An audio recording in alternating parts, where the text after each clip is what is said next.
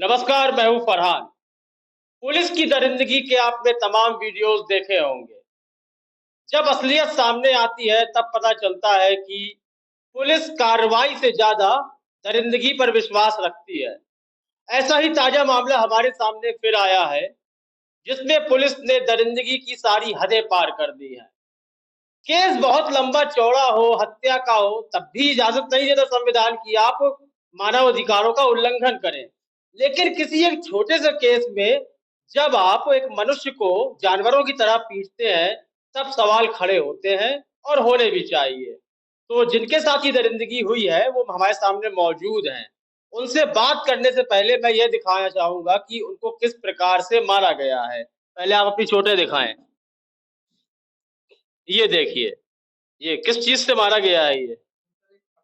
अच्छा। जो इंजन के बेल्ट वाला पट्टा रहता है ना, हाँ, हाँ, हाँ, हाँ, हाँ। हाँ, आपने कोई हत्या-वत्या तो की नहीं है? हाँ, तो मतलब इस और इन्हें भी मारा है? इनको ये कुछ बाँध-वाँध दिया था क्या? अच्छा, तो आपने ये चोटें देखी हैं।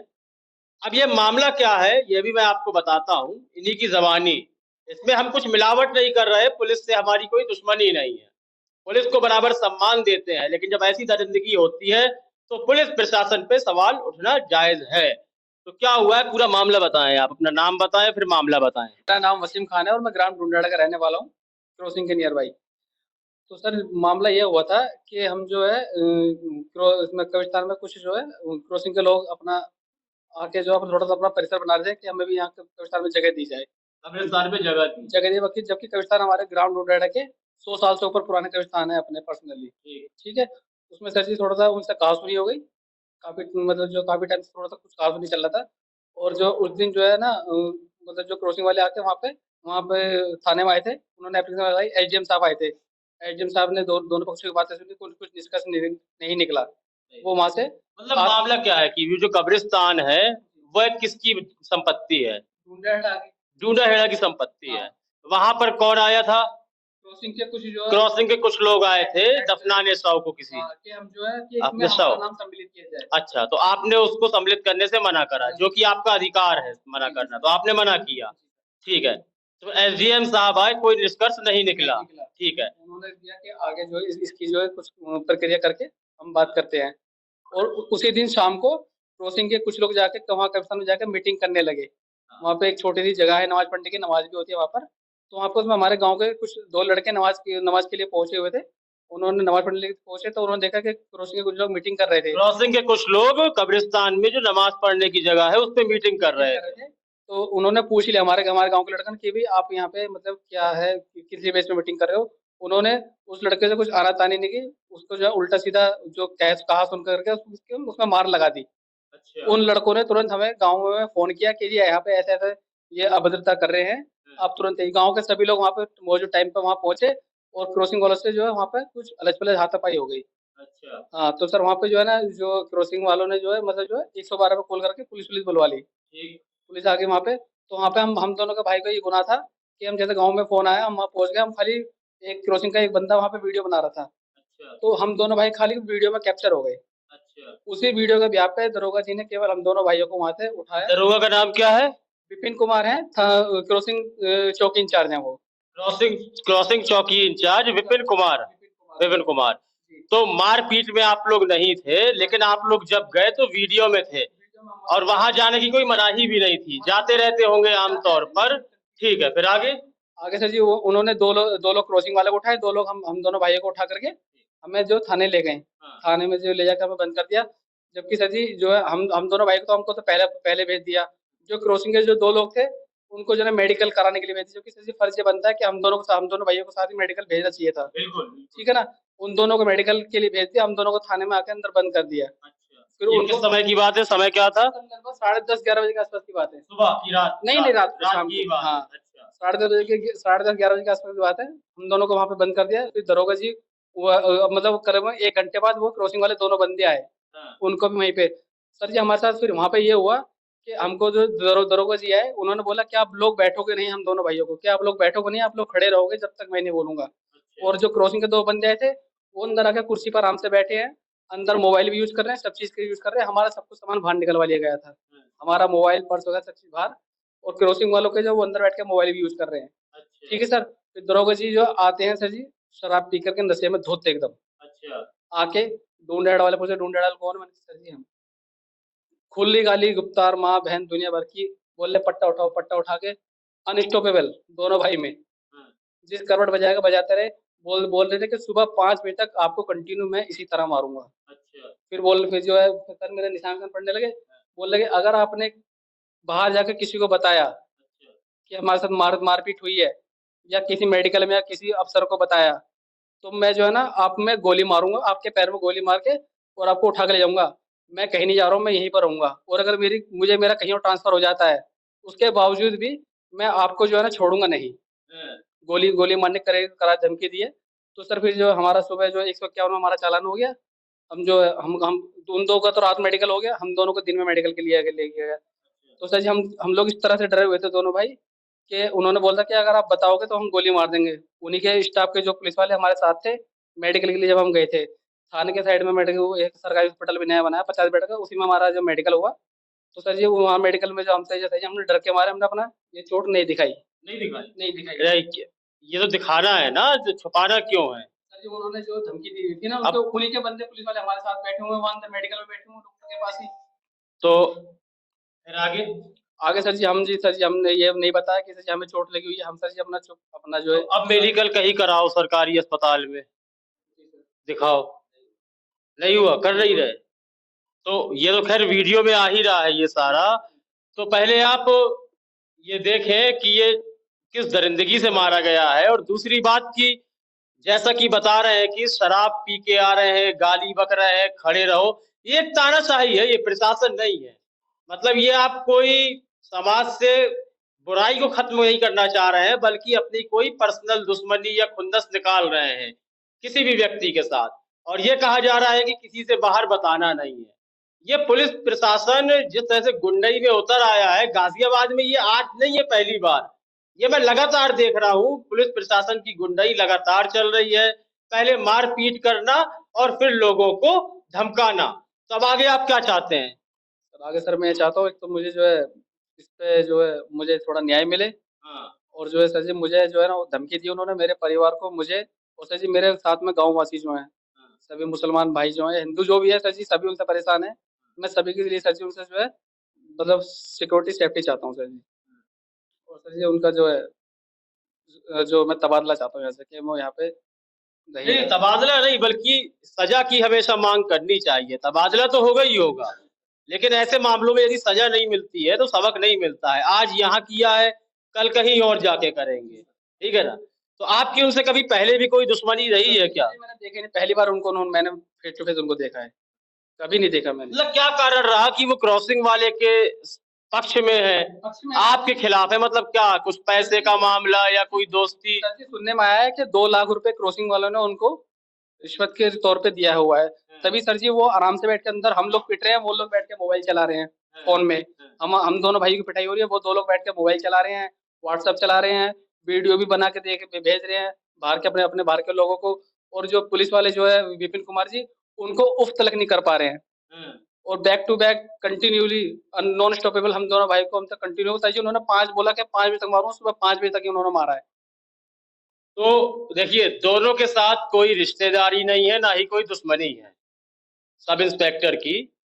तो सीधी-सीधी बात होती है, मामला पैसे का ही है कि आप पैसा ले रहे हो और एक पक्ष के खिलाफ दुर्व्यवहार कर रहे हो, मतलब एक अमानवीय हरकत कर रहे हो।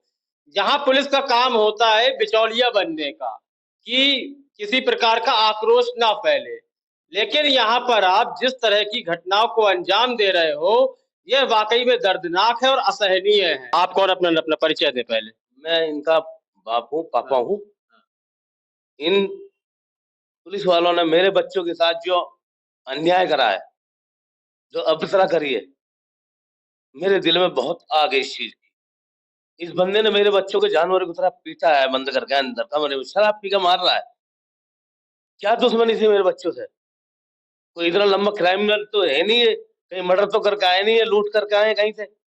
अरे 100 जो और 2 बंदों की वो हुई, मेडिकल हुआ है, तो उनके मेडिकल कराया, मेरे बेटे को कोई मेडिकल नहीं कराया, और मेरे बेटे को धर्मकार है, सुबह को वहाँ मेडिकल भी नहीं होने दिए ना एमएमजी में।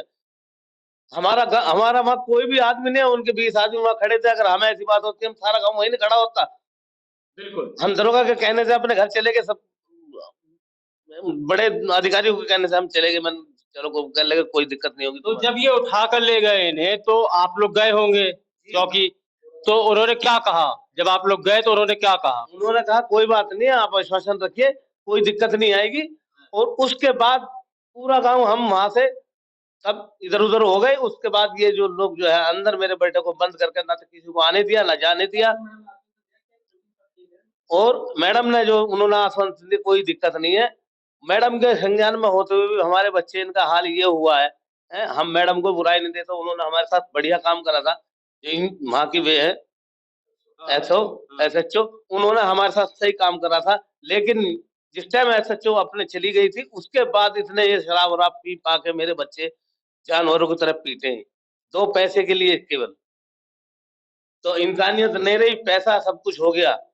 हम गांव के सीधे साधे आदमी हो, वो हमें जानवरों की तरह पीटेगा? बिल्कुल। वे अमीर आदमी है तो उनको सीट देके बैठाएगा? कानून तो सबके लिए बराबर होना चाहिए। कानून, हमारे से कोई कानून की दुश्मनी है या हम दरोगा जी से हमने आज तक कभी हमारी कोई मतलब नहीं, किसी बात में नहीं, कहीं आने में नहीं, जाने में नहीं। केवल एक ये जरा से बस हम अपने हक पर और रह रहे। वो 2 लोग थे जिस चक्कर में लड़ाई हुई है, जो एक ग्रुप आया था गिरोह का, तो वो आप लोगों को पहले से जानते थे वो लोग? वो आते जाते थे हमारे यहाँ मदरसे में, आ रहे हैं वहाँ जा रहे हैं, नमाज वमाज पढ़ के चले जाते। आज हम उन्हें कब्रिस्तान कह रहे, जो हमारे पुश्तैनी कब्रिस्तान है पुराने ढूंढेड़े के, जो ग्राम सभा से मिले हुए, हाँ। बहुत पुराने हैं।